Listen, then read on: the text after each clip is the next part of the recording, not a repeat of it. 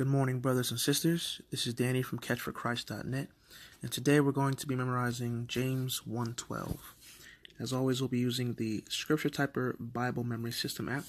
Please see the first video on this playlist for a more in-depth tutorial on how I like to use this app. We're going to skip ahead a little bit.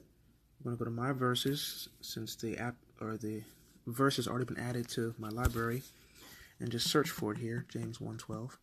Now, when you are adding verses to your library, you can choose different translations. So I'll be using NIV today, but if you use a different translation, you can probably use that when adding verses to your own library. So James 1:12, three-step process. The first step is typing it. First, you're going to type the first letter of each word, and the word should change from gray to black.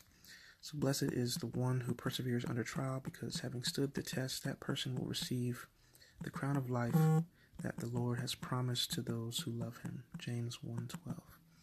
You'll do that step at least 3 times. The second step is memorize it.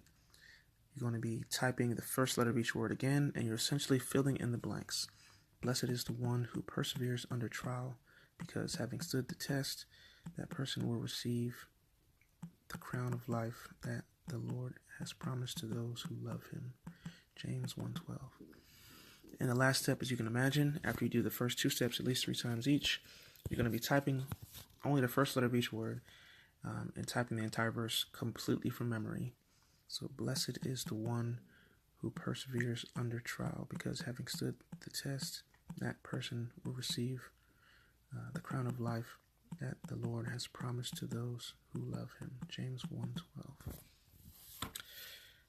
And once you reach 100% accuracy, I always recommend that you try to get it at least 2 more times, so 3 times total at 100%.